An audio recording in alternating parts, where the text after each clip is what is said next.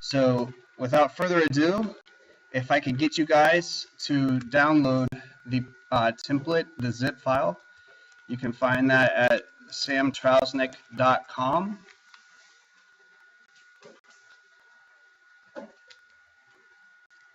Is everybody ready to go? Okay, cool. All right, so if you just visit Profile and you scroll down, you will see a free web template icon that's right there. All right, go ahead and click on that, and it will download the material.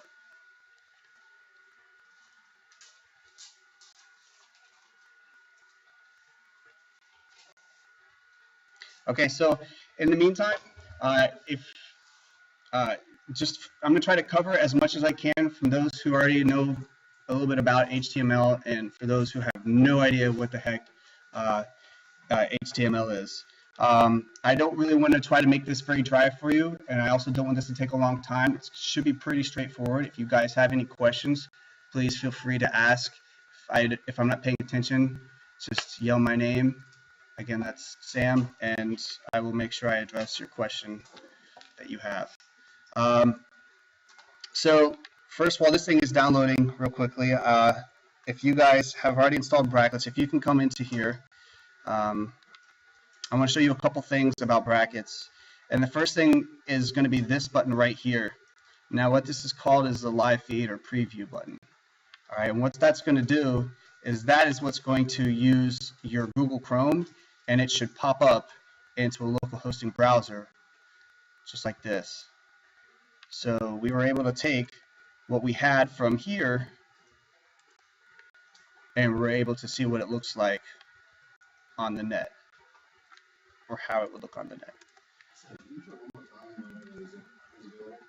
Yes, absolutely.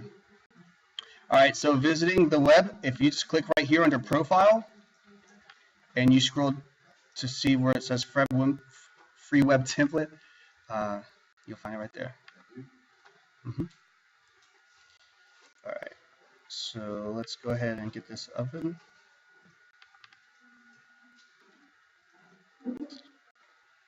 All right, so before I get too fast here, when you guys open up that zip file, if you haven't already, get to the that zip file, and you should see one that says My Web Temp 2, and double click on that, and you're going to see a bunch of folders and weird looking things in there. But before you get too crazy, go ahead and copy it and just place it somewhere inside of your into a folder somewhere on your computer that you feel comfortable with placing it. I'm going to go ahead and just place mine here. Yes. Yes. Did this wrong. Okay. Now that we have this, what we're going to do is we are going to right-click where it says index. Now, index.html, that's what this file is. And whenever you go to a website, so-and-so.com, it's the index.html that is loading. That's what's doing all the work, unless you otherwise specify. So let's say you write like sam.html. If I go to samtrausneck.com, which is where this is set up at, I would have to then do /sam.html. But if you leave it like index.html, it's going to simply just go to whatever that .com was. All right, so let's go ahead and get on over into brackets. So by doing that, I'm just going to click and just drag this on over. All right. But before we're done, let's go ahead and stop up here at the CSS. And we want to take this one right here, the CSS, the creative CSS. All right. So once you have taken those and you've just dragged it right over to this sidebar and brackets, go ahead and get to the index.html. Does everybody understand what to do, or does anybody need explaining or any other examples to get to where I'm at? Okay, cool. So and if you guys get lost or whatever, this is being recorded so you guys can take a look at it. And so let's get started. Right here in the top part, it's this is kind of the dry stuff, but this is basically what makes this document an HTML when it's being read.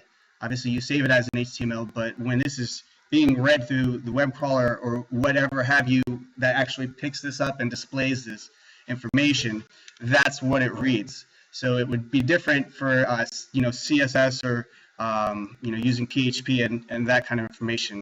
Right below here, we have a simple little preset for our language.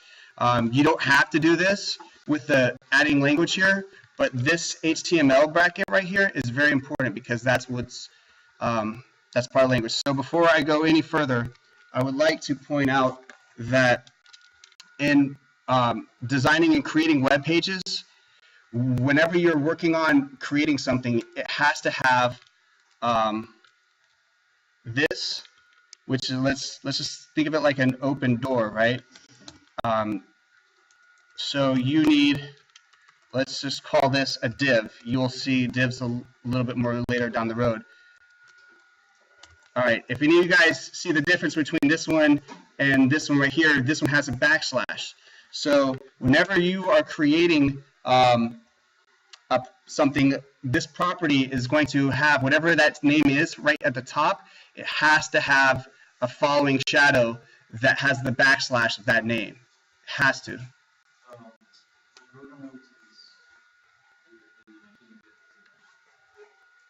Which, are you on brackets? You're on CSS? Okay, take it. There should be a creative CSS, and then you want to have that on the side, and you also want the index HTML. Okay. Okay, great. All right, so what you're going to see in this document that I have before you is just a template that I made, and this is everything here should be pretty self-explanatory. Like later on, if you want to just go over and review what it is, I'll try to make it really easy for you. But one trend that you're going to notice is where these words in blue are, you're going to see obviously a less than sign, all right, and then it's kind of encapsulated. So this encapsulation has to then have a backslash to it, all right? That's just a rule that's in this developing of the website or HTML, and so if you guys can accept that rule, we can move on. That's the only little tricky part to this. Now, what we're going to do with our web page real quickly is each web page has a header, it has a body, and it has a footer that's optional. Okay, inside of this header is basically all the important things about that document. So the first thing that comes up, you guys see, is called metadata. Every single website has metadata. In fact, that's where you get things like SEO. That's where, if you're ever online and you says this page is written in German, would you like us to translate it? That's because inside of there, the metadata has been already set for that language, and they're able to know what that language is based off of the metadata that's right here. But metadata really isn't even that fun sounding, so I'm not going to try to stick with that too much. But one thing that I like is just messing around with the SEO. I like that kind of stuff, and I think it's very, very, very useful for you if you have something that you're trying to put out there. So for this situation, since we're making a website about ourselves, this SEO data right here, as I like to call it, is you can put your description, you can create keywords, and author. Now, if I were to go to, let's say, Google real quickly, and let's say I type blue moon.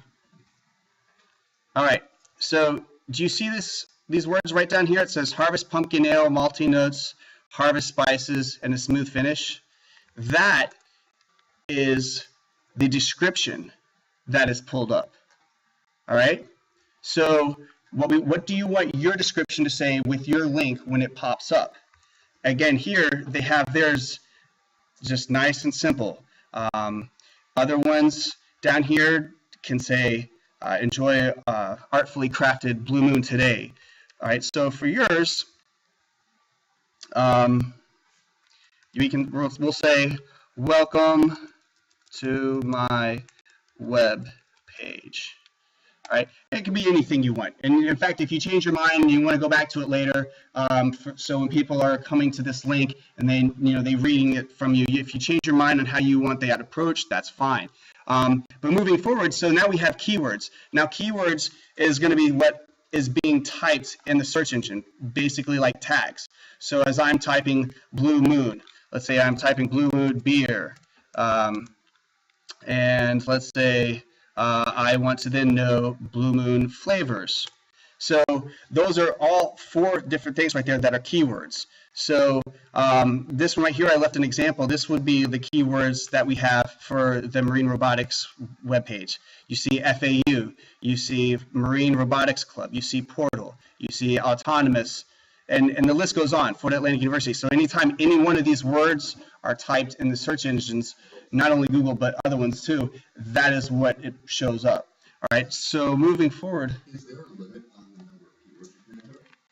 There is no limit, but basically the web crawler, let's say Google, for instance, if we're talking about Google search engines, there is a limit that they start frowning upon because you are literally taking up thousands.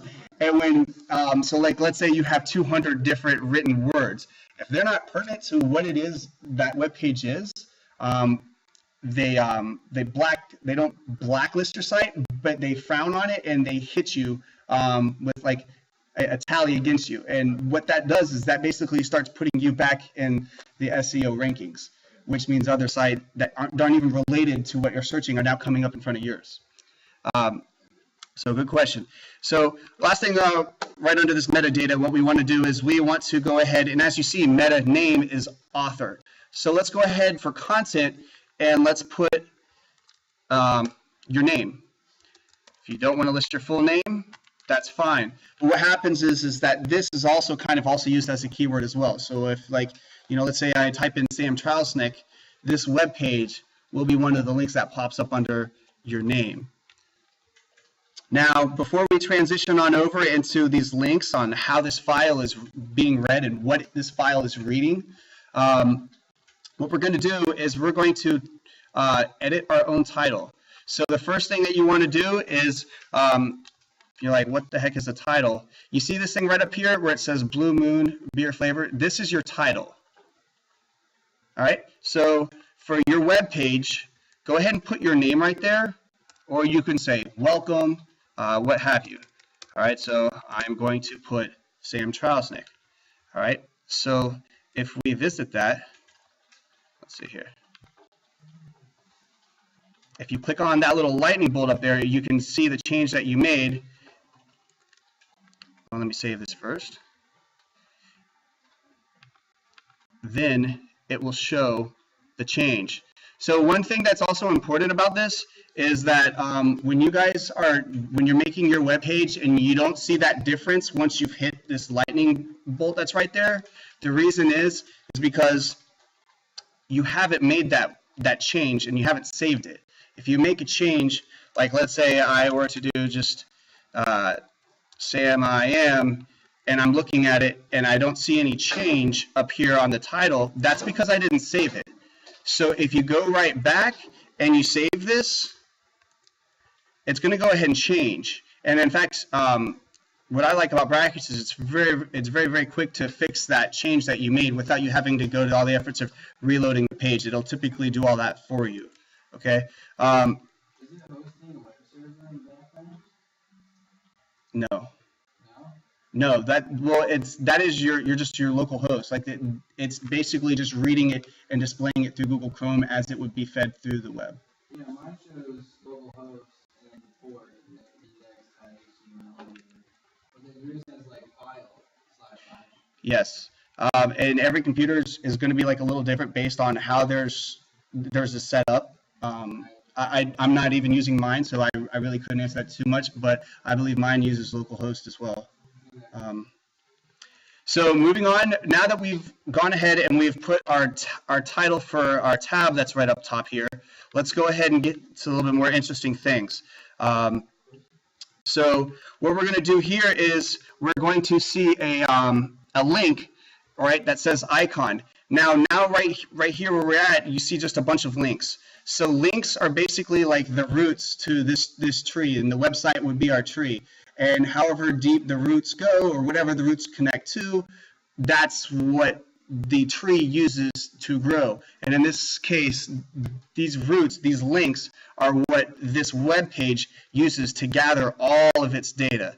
So as we look at this website here, everything that's being done that you see here, and this is actually a well, I'll share that in a second, but everything that you see here is being just through those roots that tie into all the multiple different files that we have. You see a CSS bootstrap min, and all of these are located in this folder that we had right here. So as you see CSS, here you see the CSS folder, and then bootstrap, if we look back by clicking here, we'll find the bootstrap minimized CSS file. So that's how we just connected this HTML file right here into these folders, and that's how they're seated. So what we're going to do is go back up here to the icon, and we're going to go with our icon, because with the icon, what that is going to be this page. Now by default, you just see this like picture of a page with a one of the corners bent, but that's not obviously what we want to use. So we're going to go into our image folder, and as you see, brackets has this like kind of helps you out, like it's telling you what it's discovering, what it's finding. So by typing the image folder and hitting enter, you can see you have different logos. Now what they typically call that image next to the tab is called a fav icon. And so I already have a fav icon ready for you. It basically takes a PNG or a .ico file, which are very small, usually like 16 pixels by 16 pixels. But now that we have that, we can save. And if we look back to our tab, do you guys see how we now have the Marine Robotics Club logo next to our name? All right. So moving forward, I promise you things are going to get a little bit more interesting here. We have basically these next couple links right here. These are all CSS. And in fact, down at the bottom here, you're going to see like the same kind of thing where you have like these JS folders. That stands for JavaScript. And those files are coming from this JS folder. Now, the reason why those are not at the top is because JavaScript is basically a platform that provides functionality to websites. So anytime, like you type your name into a web page and you hit that send button, that's functionality. So because that has nothing to do with the appearance, it goes last, or it should go last. I highly recommend it going last because the page is able to load. JavaScript usually takes a little bit of time to load. So it's about optimizing your page's speed. That's actually very important, at least with SEO, because that's partially how you're ranked. So you want to make sure your speed is optimized. Now, before we get into the rest of the body, let's go ahead and just take a look at what this template is.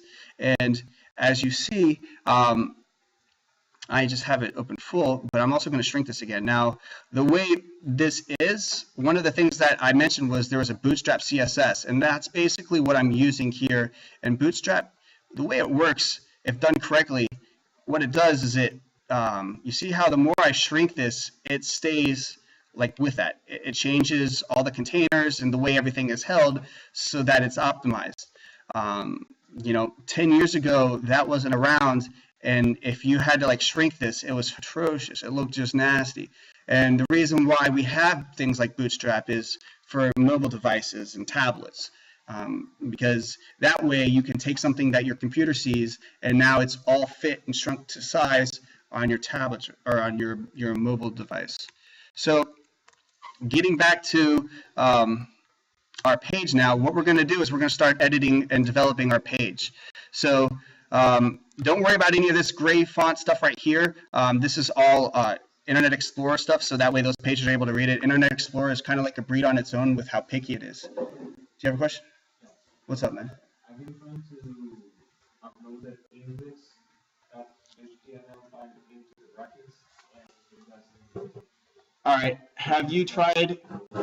If you, yeah, if you can try, just like if you take your folder right here, and let me, I'll just take a. I'll do a CSS right here. So once you have your index.html, you can just click on it like that and just drag it over to the sidebar. Did you try doing that? Did it? It didn't work? Okay. All right. Let me take a look at yours real quick.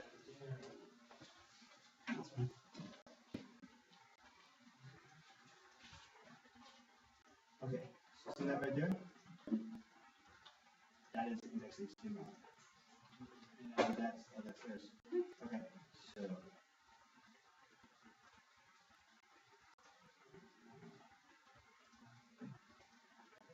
So here's the folder that you had that you downloaded it from.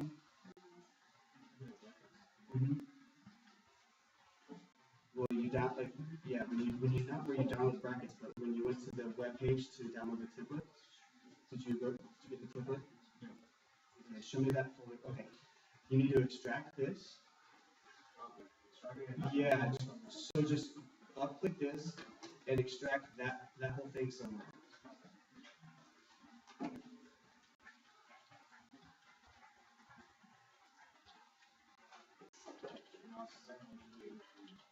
Yeah, so then what you're going to do is you're going to take that index that came inside of that folder, and let's go ahead and just do it real quick. My template here. All right, now go ahead and let's switch back over to brackets, and now touch, yeah, just click on index.html and drag it right over. All right. And also go into the CSS folder, and all right, do the same thing, drag creative CSS right on over. Right. I have a good question. Yeah. On the icon that you put on top of the web page name, can you use any automated format to that? Well, the thing is that there are size limits, and just know that if you're using something that's retardedly big and just pointless, like you're not even going to see it anyways, it's really going to slow the speed of how your site loads. But it will still do its effort, so put whatever it is that you put there.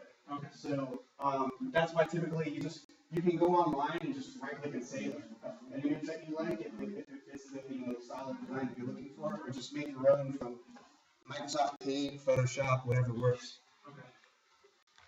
So, and like I said, as we're doing these changes, you guys can go back through and modify them later. One thing I do want you to know that if you guys are on the Marine Robotics team, or the club, just make sure, and we'll try to send this out to everybody. But if you're on the Marine Robotics Club, like we will be hosting your website for you.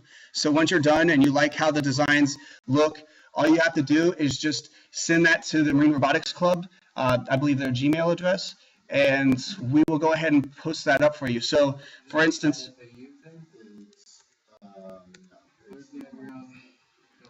If you have your own domain, then you already know what to do. You can basically already post yours up, but you do. But as far as mrc.fau.edu, we'll basically put it under. If you're under RoboSub, we'll put you up like RoboSub team, or like let's say autonomous, and then let's say Sam, or yeah, let's do Cullen Williams, and you hit enter, and that will be your address. So you can put that link on your resumes when you're trying to. The whole point is to get you guys an actual website that shows your projects or soon projects or things that you've been involved with or working on currently, so they can visually see it without you having to tell them some story. All right, we all know like black and white paper isn't that interesting. If they have a reference like this, it's just going to help you like stand out from the crowd. So. What do you use your website? I use a British website called econhosting.uk, and they're awesome. I paid like $6, and I have 2 years, and they won't let me do any more. I have to go into your basis, but it's very cheap, it's affordable, and they have all kinds of awesome analytics for the site. So All right, now starting into this body here, what we want to do is I want to kind of follow along so you guys get an idea of what's going on here. But as you guys see, it starts like going kind of inward. And what that is that's like you're going in to different folders. Think of it like that. So as far as we go in, so we see body, we see nav, and then we see a div. Well, what I like about brackets is like I was mentioning earlier, if you have a div or anything with those greater than or less than signs, right, it has to have a backslash at its end to conclude it, right? And that then creates like let's say an empty folder, like, and then you can keep putting more things inside of those. Well, if in brackets, when you click on that, do you see how this lit up? And do you see how this bottom one lit up? All right, you're gonna get a lot of crazy looking stuff if you if you don't put these correctly. So what people typically do are you go inside more. So that way, if you were working here, if we just aligned them all along these numbers right here, it would be really hard to follow like which div you were at. But do you see how it's directly like proportionate and below each other? That's the way you want to make sure you're kind of doing your code so you can follow it. So basically, as we go along here, we're going to make some changes. All right. So if we look back at our website, we're working here on the top part. That nav bar that you see right here, nav, this is just some of the information. Now there's an ID and class. These two, they work kind of hand in hand. You really don't need to use ID for much unless it's a special thing, a special feature within a class. All right. But a class is basically what you're titling it as. All right. And that is then used in the CSS. So if let's say I have my nav and that is a class, let's say for the nav bar default, I have this class, and these are all of the things, the effects. These are all of the font sizes, the colors. That is what all has to do with this nav bar right. That's right here. All right. If that was part of the class, see nav bar default.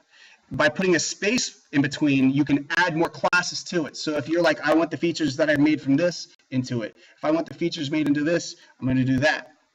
And I'm going to show you that example actually right now. So let's scroll down past all of this nav stuff and let's go into something that's right up here at the top. One thing I want to mention, like as somebody who this is your first time looking at it, and you're like, what the hell is all of these different colors of words and writings? One thing to know is that like use typically the black letters. That's basically what you should be seeing somewhere on your page, right? So if you go to your page, and let's see, for instance, I see this that says welcome to my page. I want to know how to edit that. I don't really care about all that crazy stuff that looks like another language. All you have to do is use your Control F button. All right, and what that does is that finds whatever you're about to type. So if I say welcome, guess what? It starts taking me to the links. So I know that this area right here is my welcome. This pertains to everything that I see here that says welcome to my page. All right. You could call it a banner, a header. What that's using is this H1 properties. All right. Now, so what we did is with these divs, because like I said earlier, divs are very important. They act as like empty folders. Inside of this div folder, we have a header that says welcome to my page, and it also says this page provides examples. And sure enough, this is the spot. We see both of those. All right. So what we're going to do is you can change your site. You can say, welcome to my site, welcome to my page. You can say a quote if you'd like. So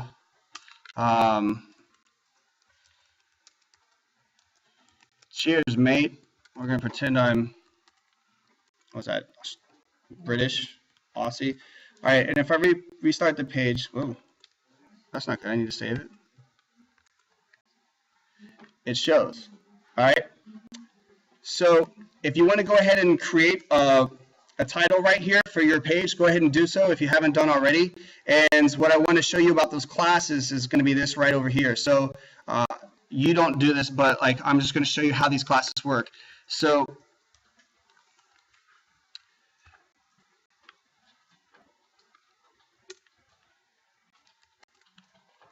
if I were to bring this back, this is what it says now, cheers mate.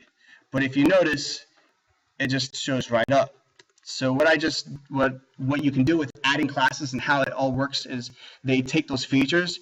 If I go ahead and type wow and I give it the bounce in effect, if I load this,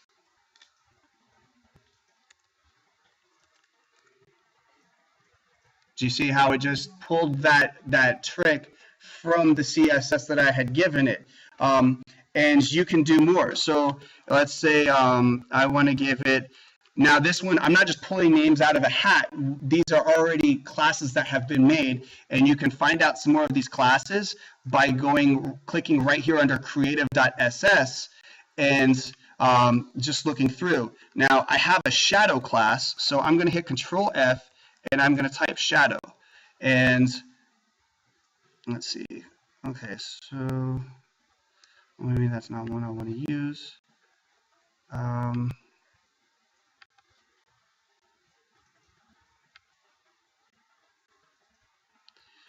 Let's see. All right, so what I'm going to do is,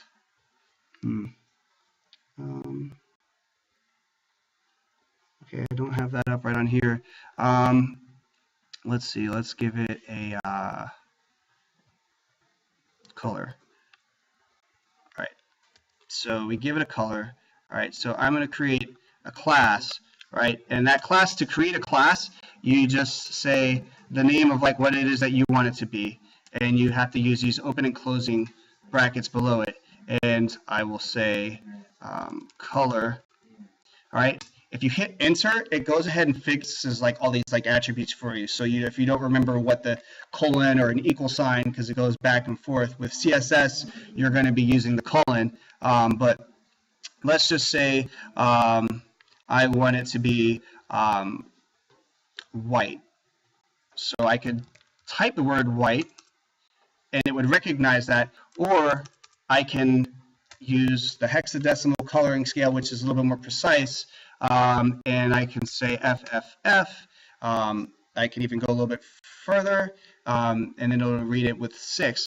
But if I follow that with a semicolon, every response that you type in here has to have that semicolon.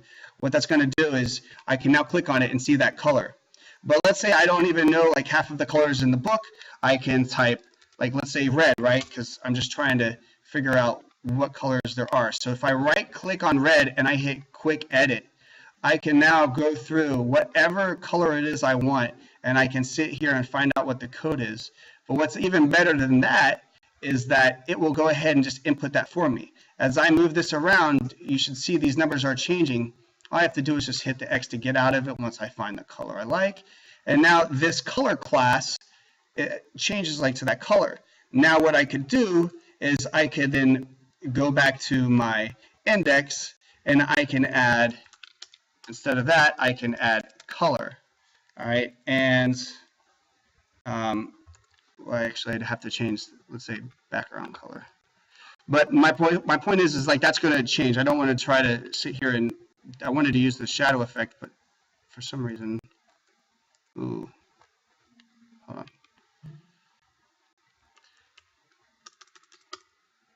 Let's see if this one.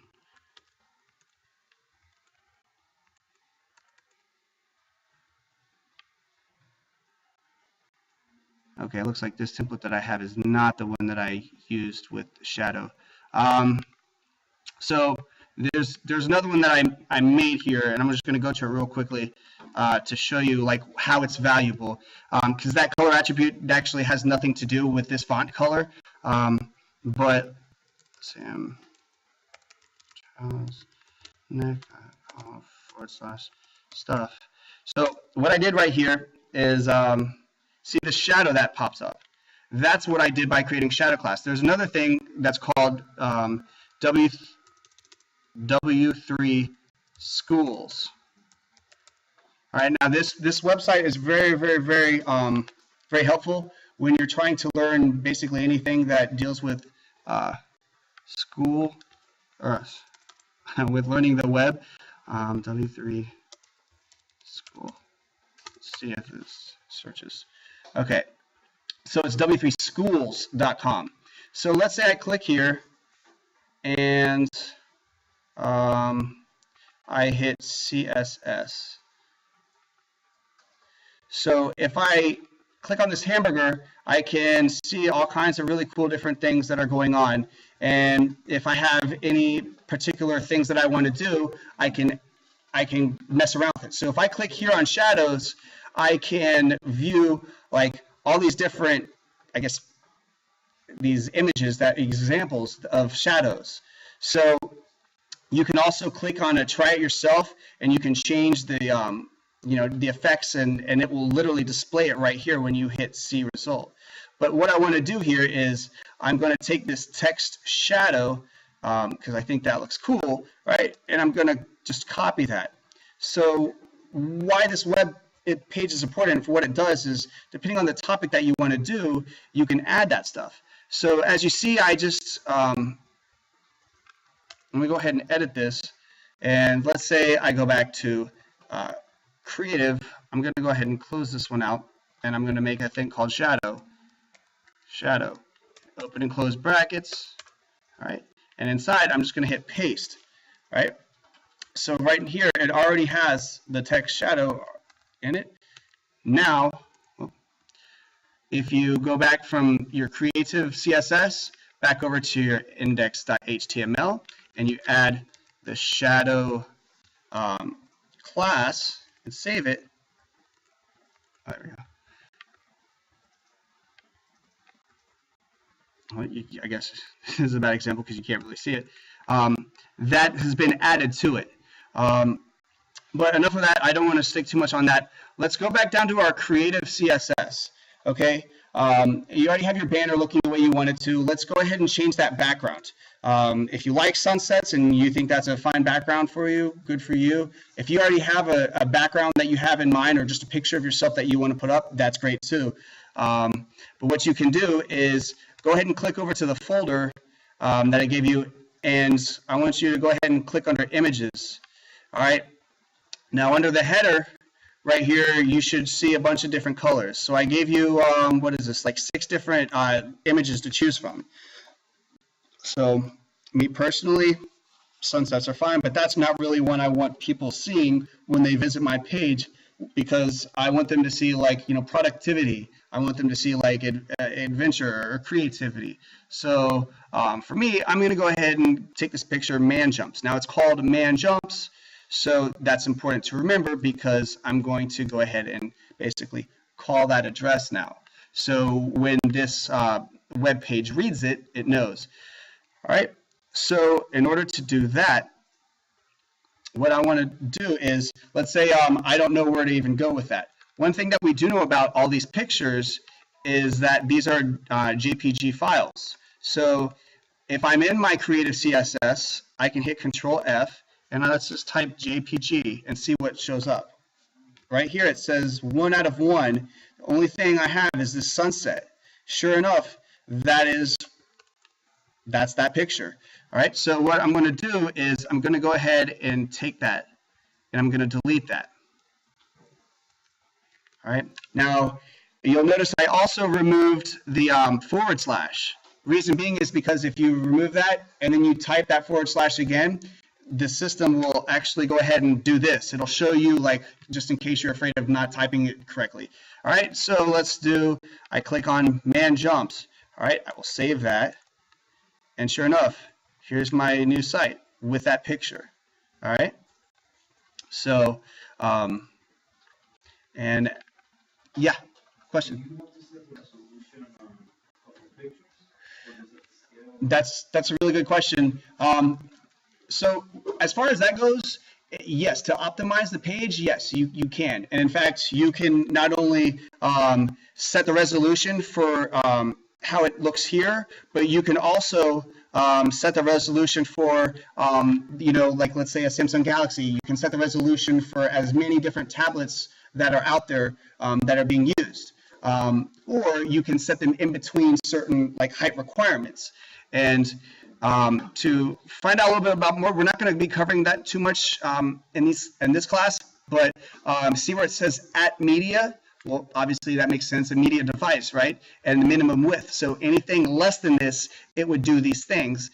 Right down here is where I would then go ahead and do my image source equals with that address. And if you're not sure what that looks like, you can simply just copy background image in this same one.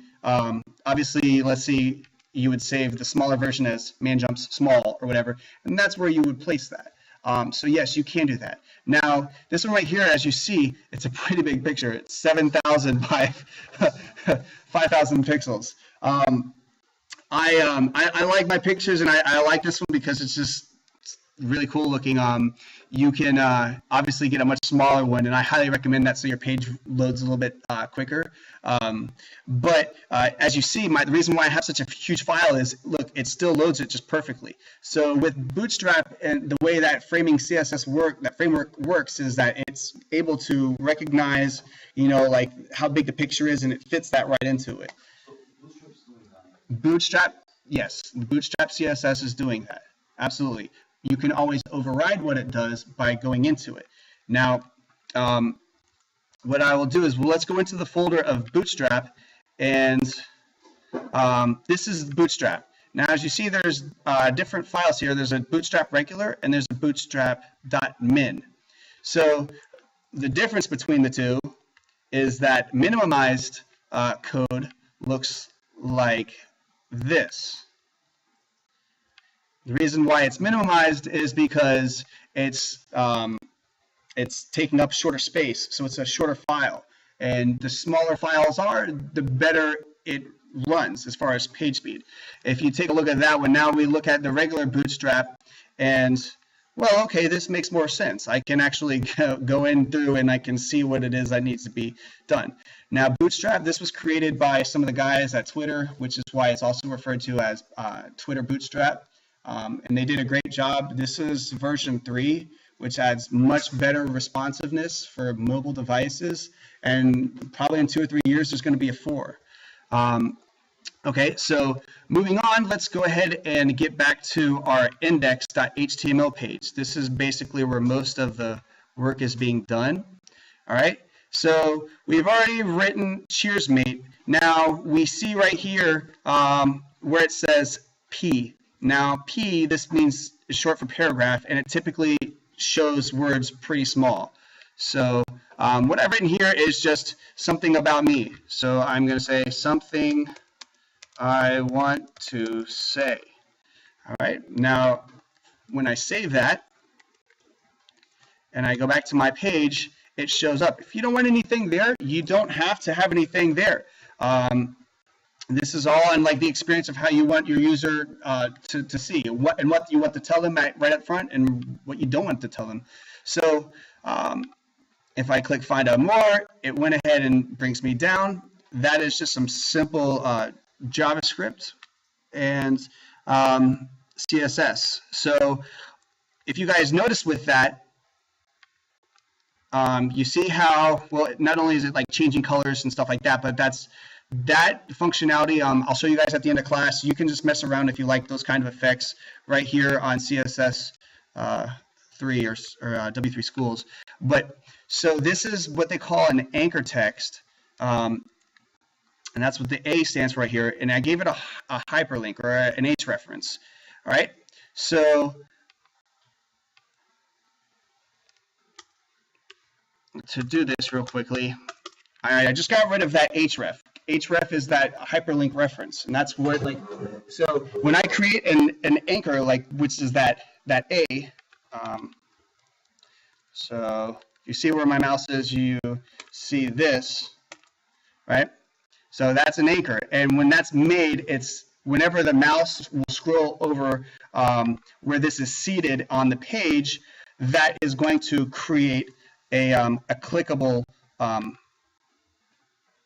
link. Like I just removed the web page froze here. All right, so let's remove that. See how the mouse moves to that? All right, but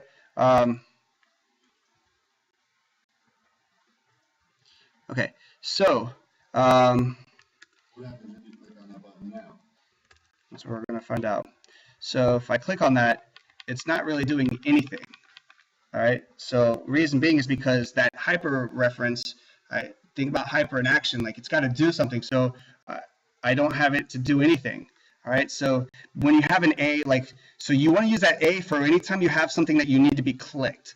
Like that's what the A is going to go to. But what we want to do is we want to give it some kind of functionality, right? So back here where we were, we're going to say href, and you can just hit enter once it starts typing.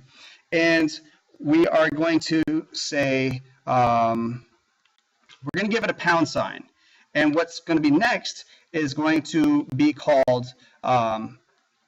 it's also used as an anchor as well, but just not as an anchor link. And this anchor is like, think of like just sinking into the ground with the ship. It stays put and you can find it real quickly.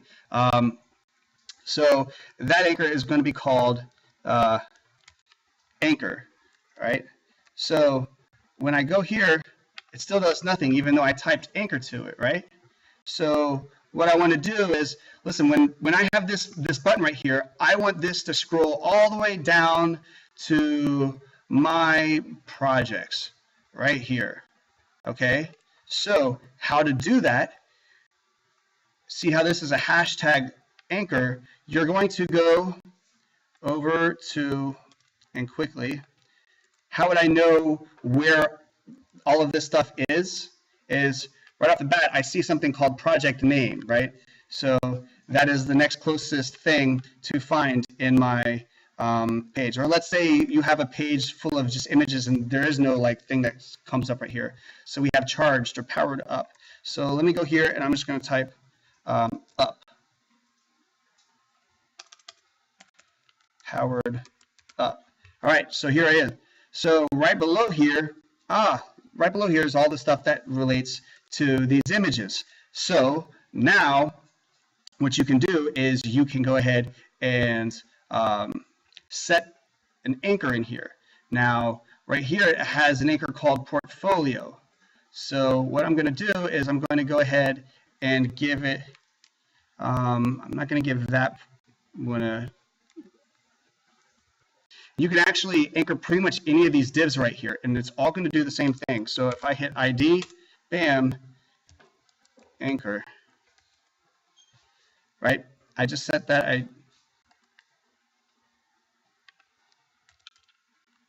and I save it. Now, if I hit it, it's going to drop down to that div that I took it to. And as far as like, oh, well, how come you put it in this one and not in the top one? I didn't put in the top one because there's already an ID there. And as you see that ID, it says ID portfolio. Well, guess what happens when you hit portfolio? It does that. You see what I'm saying? It takes you right to there. But did you notice that it still takes you right up to here? And it wasn't like the other one brought you a couple inches down.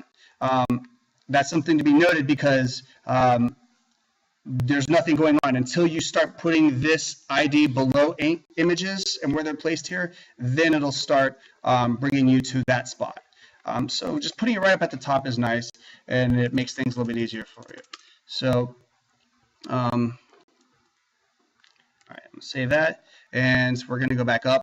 That was just a demonstration as far as like what you want to do. If you guys like want to create more functionality, so if you click here, it takes you to this part of your page. That's how you're going to do it, and it's a real nice way of quickly just helping out the user with what it is that they're doing. So what I'm going to do is, because I want this button right here to go from find out more, I want it to go to my About Me section. All right.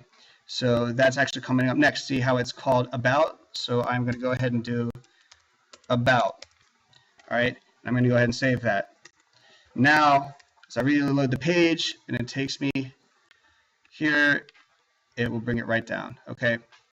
So right here is a place where you can put your image. If you have an image of yourself, this is where you would load it. Now, unlike the big picture that I had, which was loaded in CSS, the reason why that big image was loaded in your creative.css is because that's a big image, And rather than make your page load up a little bit slower, if it's in the CSS, it's loaded like in a different speed than it is from the bandwidth that takes up from the HTML that loads up. That part really isn't too important to know. You can really you can still put the image on this page as well, but I'm trying to just stick with smaller images on my HTML and have my bigger images with the rest of the CSS. So where we're at here is, if we go through here, this is what they call a section, and this is how you can divide up like certain portions of your page. The sections will only be as big as the areas that you actually instill into it. So we go into that, we have container, and then we have our row, and they start doing things.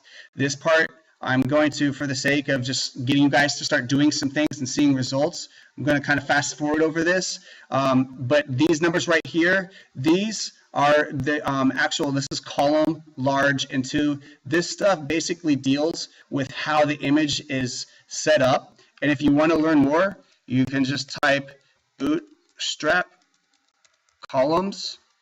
And I highly recommend you either just watch a video or images, but it shows you how the images are placed. And that's what Bootstrap is. That's how Bootstrap is so effective, is because for mobile devices, because you set the columns. So bam, now if the screen is very small, it's showing up like with these small columns that I've put into it. But we're not going to do that. So what we're going to do is we're going to go to our first image. Now this image, as you see, it says the source is HTTPS. All right. So, and that's the image that loads up. Well, let's say I want to get an image of myself, or let's say I want an image of, let's say, of a falcon, okay? Or better yet, let's go with an owl. All right, so I like this picture right here. That looks like a great picture to have, although we're not going to use one for, that's a little too high in file size, but small. Oh, well, there we go. So what I'm going to do is I'm going to go ahead and save the image. And I need to save the image. It's important. I need to save this image or move this image into the folder, which was what I had called my web temp. Can you just link to it with the links, like the web link? Yeah, you can, and we'll show that one next. But so what I want to do is I could just put it anywhere. I can put it in the portfolio. I could just put it right out here. So I'm just going to call it small owl and hit enter. All right. So now that I have small owl, I'm going to go back to here, and I am going to get rid of this HTTP link. So now my source is blank. So what I can do is I can do image for that name of that folder, and under my image folder, it shows me I have small owl right there. So I will hit that, save it, and there it is. So you have your picture.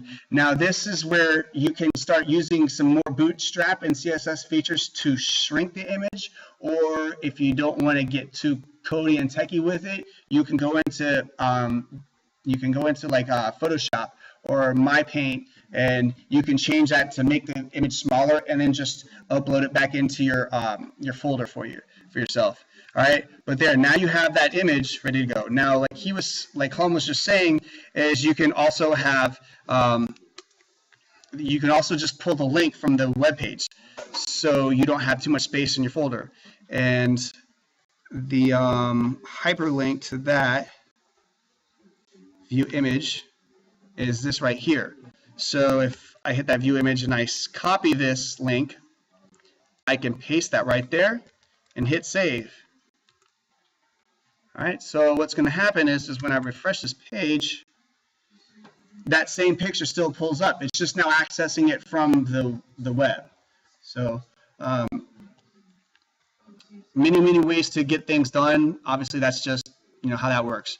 All right, so these are just logos. All right, real quickly, I want to tap into these logos, because these logos, I don't know why they come All right, so that's a little different. On mine, they actually just all went across, which is kind of how I designed it, but this is fine.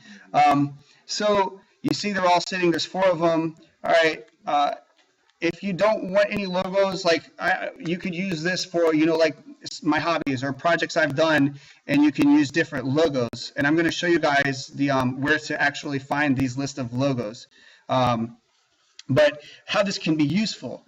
It might not be what you're looking for, so you can get rid of it so you don't have too much space on your page, so you're right to the point. But what also might be nice is like you talk about things that you do. Like for instance, let's say I want this to say I code. I want this to say I want this one to say I like to read.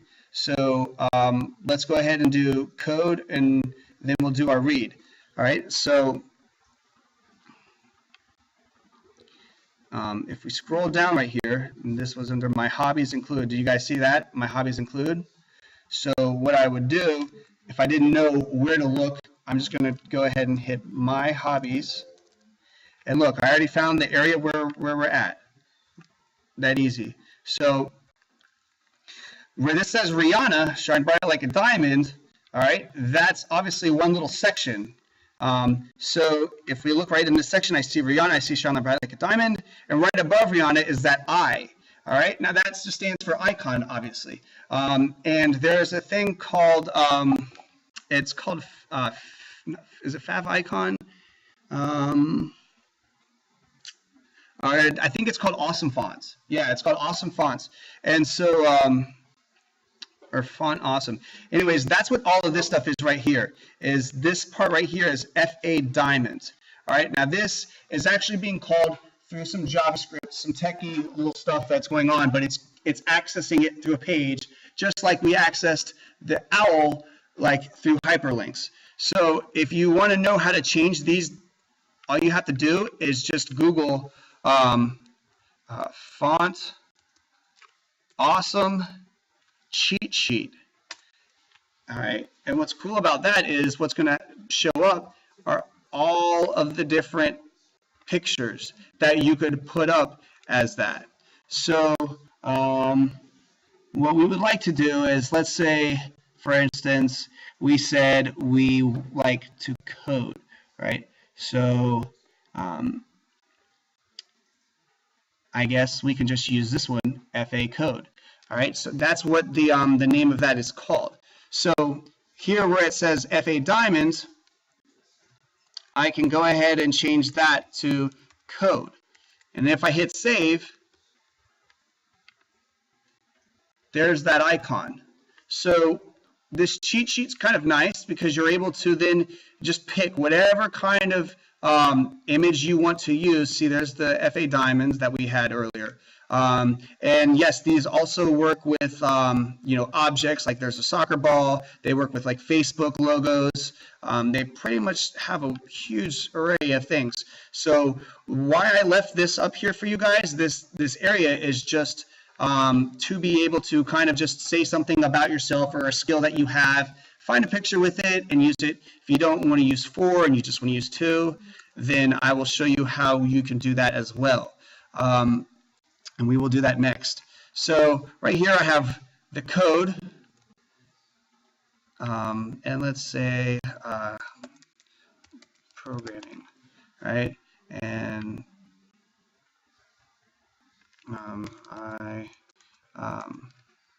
and then right here you could put like some of the coding languages,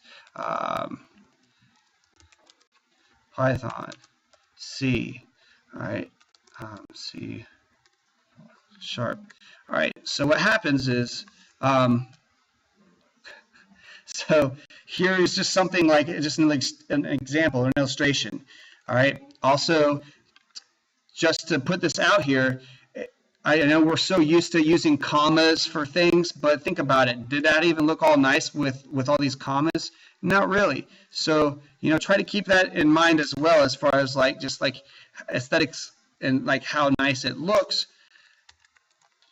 Same point is, given across. And I didn't, so like you don't have to add a lot of proper punctuation or whatever. You just want the like your point conveyed. So like I said, the next step we're going to do is we only wanted these two things about us. I'm programming and like Russell Crowe's fighting around the world. That's all I want to show. So I'm going to get rid of up to date and charged. How am I going to do that? Well, right here, I do see up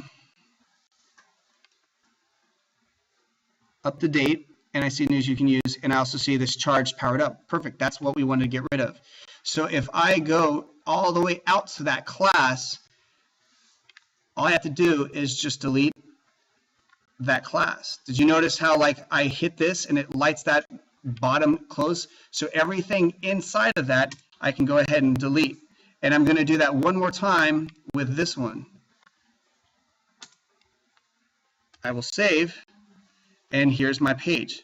It's now quickly says what I want. I mean, I can put, you know, like Team Autonomous and or Marine Robotics Club, and I can have, you know, my Robo Boat, and I could have my Robo Sub here. Whatever you want to do with that is fine. Okay, so now we're going to get into the meat and potatoes of your projects. All right. So what I did with these is I added what is called a modal, and that's what just popped down. All right. This one is really tricky, and I hope I'm not being too confusing. If you guys have questions after, I'll be happy to address them. Let's just use this as a template versus me explaining all of this, because I'm trying to basically teach a whole semester's worth of stuff in, I don't know, almost an hour long here, maybe even farther than that. All right, so what you want to do with this is take this picture, you want to put up your project picture, and you want to be able to write something about it.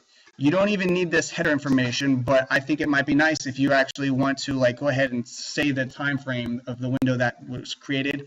You can also even give it a name if you want to. Okay, you can exit here, you can hit close, or you can even just, you know, hit outside of it. All right, and what that does is that can be found right here, modal number 1. So along with all of these is I have a lot of side notes, and anything that's in gray is not being read by the compiler, what's showing the screen. All right, so that's how I'm able to just give you little notes. So you have a modal front start is what it says right here. Inside of this, you'll see that category and project name. All right, so that's what you see right here. So if you want to change that, you can just say crafts. And these crafts were made at FAU. Save that. And now the user knows when they come here to, oh, well, yeah, no, let's look at their crafts from FAU. And look, I can see their back to school craft. I can see the shirt they made, blah, blah, blah. All right. I want them to know a little bit of something more about that, which we see right here. This project looks blah, blah, blah. I will go down, and notice this part was the front of the modal. Now there's a back part of the modal. Obviously, because if you look at it, this is of the front. This is the first thing you see. When you open it, you're like now seeing that back end side of it. Okay, so that is where modal number 1, back, starts. So this is where you can, we had fun at summer school at FAU, if that even exists. It does now. So when I go here, I just wrote my description about it. And you can write as much as you want, but keep in mind the modal is supposed to be quick, concise, to the point. So when you guys are making your descriptions about like your projects, make sure you are just to the point and not trying to lose their interest. Okay. Now, once you guys like edit these things, there's only a couple little things left that we're going to touch on. And this is called your contact information, right? And then there's this part right here. So look at what I can do. All right, so already just coming back, let's say I have no idea where I am. I just want to get this done. I'm just going to go ahead and hit Control Find again, because that's like my best friend with this program, and type look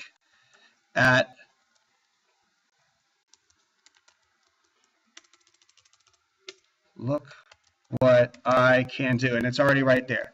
Okay, I just double check back, and it says that Okay, cool. So this is maybe a nice place to put your resume. So what I'll do is resume, or you could write like, you know, if you're more expressive, if you would like to view my resume, and obviously you get the point with how you want to convey that, all right? And now right here, you see the download stuff link. Once again, as we discussed earlier, that's one of these. So where it says href, as you guys are probably realizing, is href basically gets things done. It's the location spot. All right. So href, what am I going to put there? All right. Well, if your resume is online, then you can type your http ://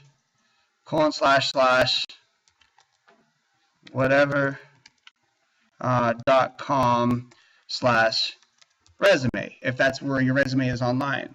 But let's say you don't have your resume online, because that's kind of like what we're trying to do here, right? So it's already given me a list of options now. It shows like I can go into my IMG, I can go into my fonts. Okay, so Bianca, do you have a resume that's on your? Okay, let me see the flash drive. We'll do this real quick so I can show you. All right, so one thing you can do is you can just go right on into your My Web folder that you have, and let's just go ahead and just to keep things organized, we will make a folder called resume. All right, this is where we want to put our resume. So what we're going to do is we will find our resume under the resume folder. Do you care which one? No, that one. This one? Yeah.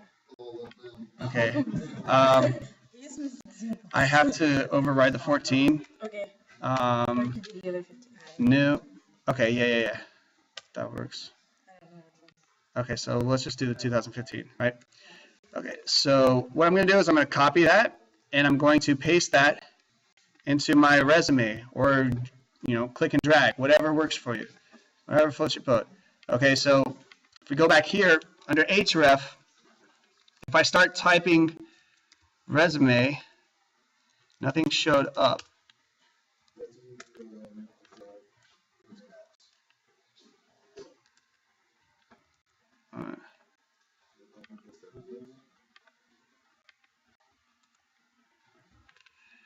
Resume / there we go.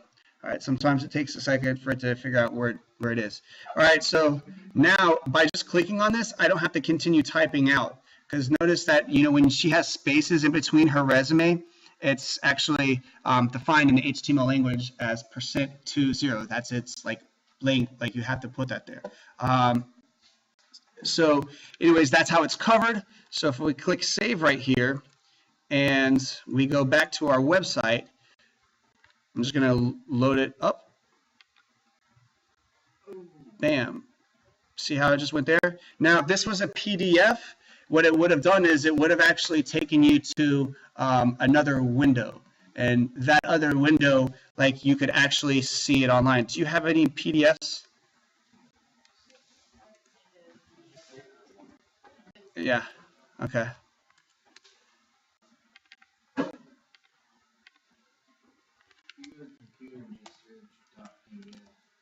Yeah, but this isn't my computer, so I don't want to go like searching through. Yeah. Yeah, this isn't good. No, I was just gonna try to open it, like open it up. But okay, so you know what? For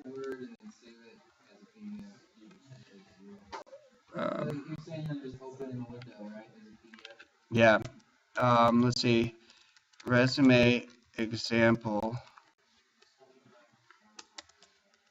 Yeah, because it's my rodeo, and this is how I'm doing it.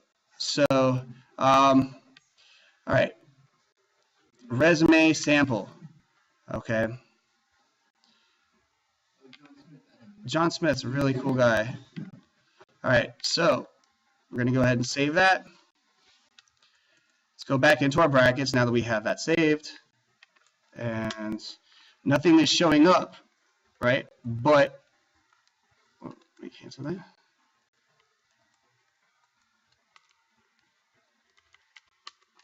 So I'm deleting just the text, right? And nothing really shows up. If I delete that backslash or that forward slash and I put it again, it's going to kind of feed me to my options. There's the sample, right? Save. All right, so now let's.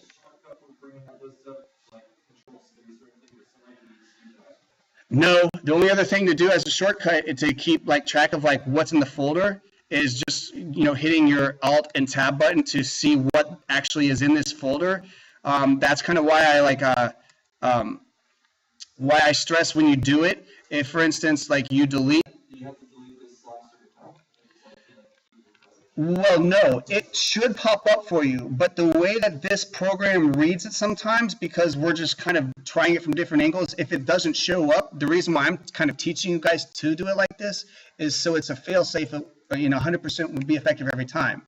You can just start writing like function and it'll show up, but like you're like, oh crap, where did I put it? I don't want to wait for it. All you have to do is just hit that and it kind of just guides you through it. It is the only thing. Like, yeah. Can you make it open and new window instead of the same window? Yes, and that's actually what we're about to do next. So, really good question. So, as you just observed on here, it just took me to it. Now the user is out of my page, and I don't want them to go back. I want them to stay on my page. So what we will do is we're going to create a target. All right. So right after your href is closed, make sure that you have it closed. You're going to type something called target, and it will literally start typing it for you. And you see where that one that says blank?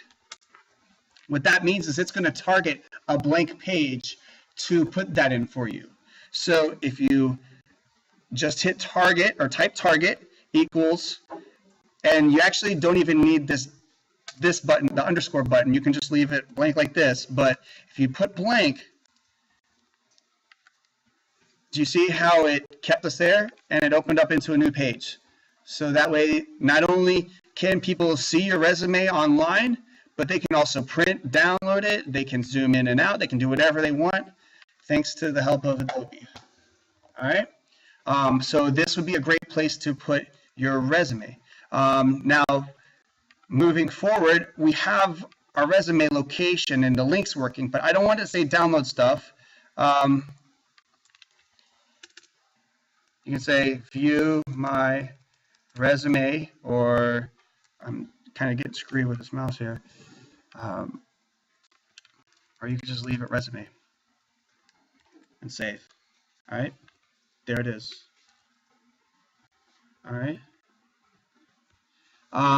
Now this last part, you know, you don't really even have to say anything. You don't have to say let's get in touch or any of this. You can simply just have, you know, like just your email, and it doesn't have to have all of this extra stuff to it. All right.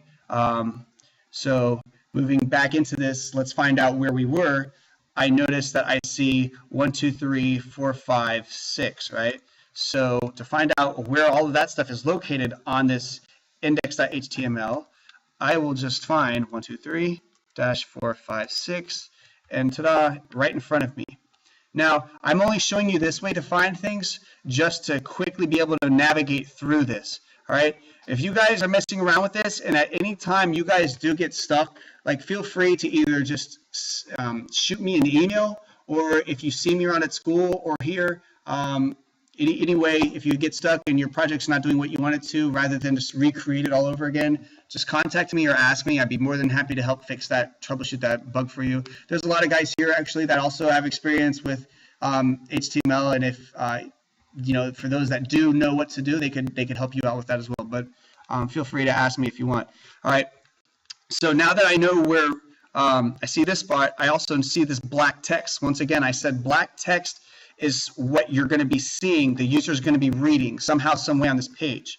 So you can kind of just not even pay attention to the colored text right here and just simply look at the black text. And what does that say? That says, you know, my phone number. Well, I don't want a phone number. but I also don't know what all this other stuff means, so I'm just going to leave it blank. I'm just going to delete the phone number, and I'm going to save it. That's fine. But now you still have this phone logo. So what are we going to do with that? Well, right above here is that icon, right, where you see the eye in it, and we are going to go ahead and just delete that. The what?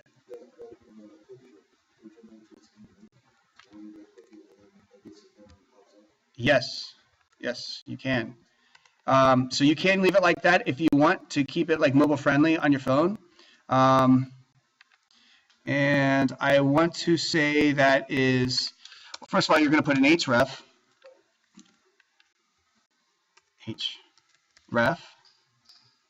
right? And you're going to, all right. Now to do that, because I want to make sure I'm telling you the right information, href call mobile phone. And as you see right here, there's also one for Skype, so you can do Skype calls. There's a lot of different ways you can do it. But right here, you see the href tell. So what it is you do tell, all right, inside of the tell, right? And it appears that you do need to put the, yeah, so you have to put the +1. I can't remember the last time I ever did a +1, you know, back with rotary phones and touch tones here, but 561-502-1925, right? So if I save this,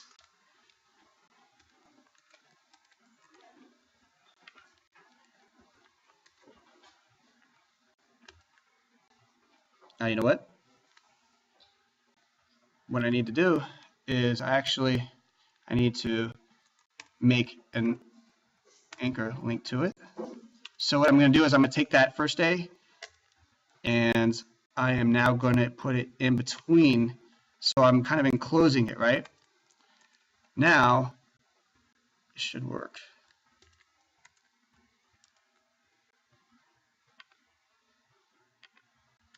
And it's not. So what I will do one more time, cut this. It should be, I think it's supposed to be inside.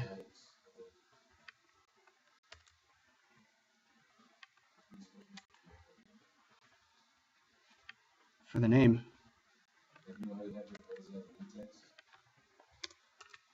Oops. Hold on. No, these classes were all created, and like so. For instance, if you here, let me just place this right here, and then I'll finish that and save.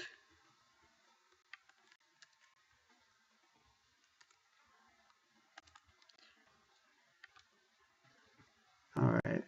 Well, that should have done it. I can use a div. No, I've just got to. What really needs to go on is it needs to be seated correctly with this, and this is where you really just have to kind of like figure it out, messing around. You can also find like it on examples, or I could sit here and just try it many different ways until I get my expected output that I want from it. So if I just cut this, I can try making a div, and then I can put it inside here.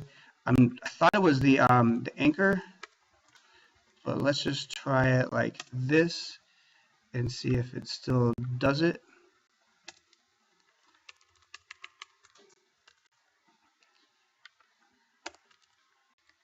Save, reload. Okay, so it's still not doing it.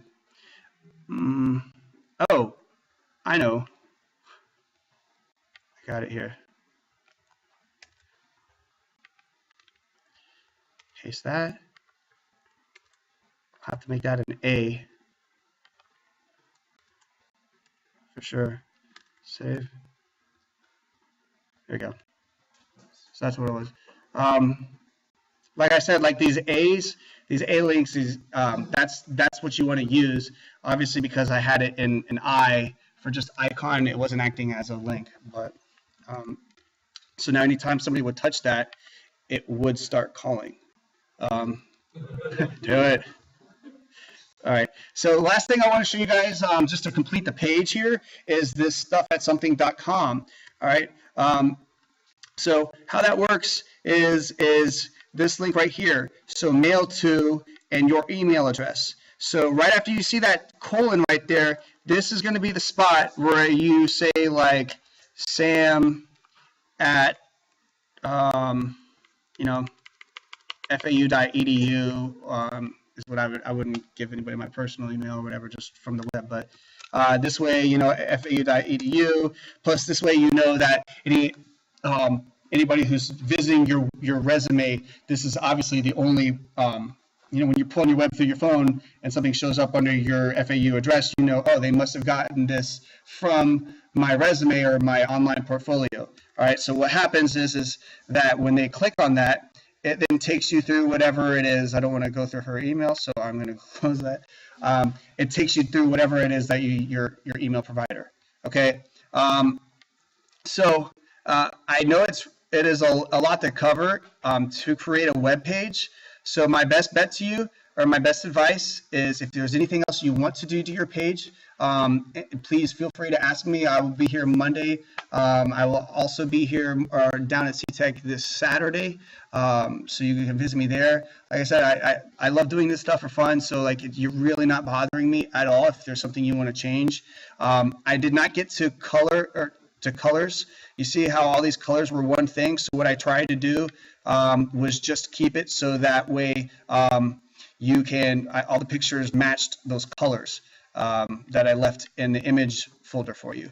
If you do want to change colors real easily, you will do that under Creative CSS, right? And if you scroll your mouse over anytime you see a color, and the colors are usually defined by #FF. Nobody uses white, nobody uses black, they don't use red. They're typically just a pound and whatever the hexadecimal color is.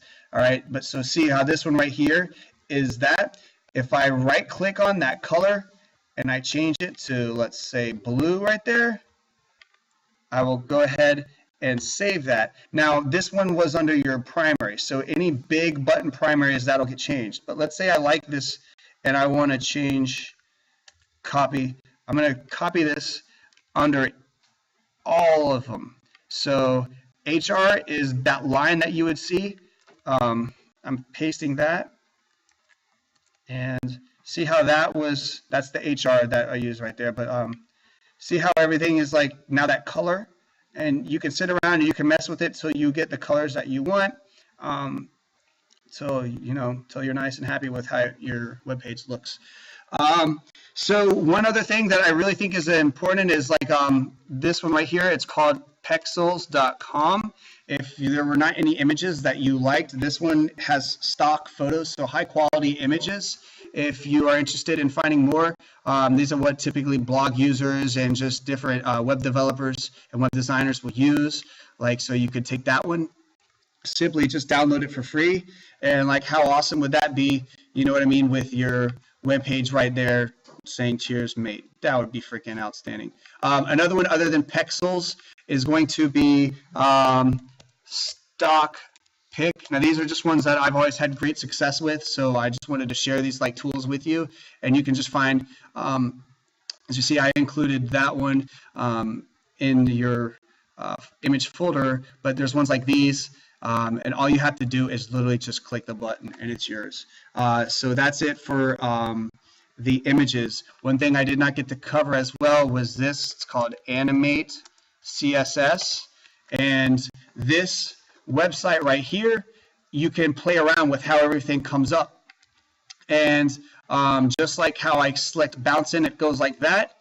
If I were to I've implemented the Animate CSS into your web page, so you can change those presets. All you have to do is just Control Find, and I know Bounce In is one of them I used. So if I wanted to change this, for instance, let's say we like flash, right? So if I type, instead of bounce in, I type flash. Anywhere you see the words wow, what that's doing is that's calling that animate CSS, and I just type flash, right? So now if I go to my website, let me find out which one I did that to. So I did that to the phone. So you will see that flash, that phone logo just flashed. That was the class that I changed with that. You can change the flash to even right here too. So we will just go flash. All right. And if I go up to my web page, see how it flashed? Every time I go to the page, it flashes. And you can use animate.css to pretty much do like all kinds of really cool things. Just mess around with it. If you have any questions about this, once again, please feel free to hit me up. And that's pretty much all I have for you guys. So I hope you're able to take something away from that. And thanks for watching.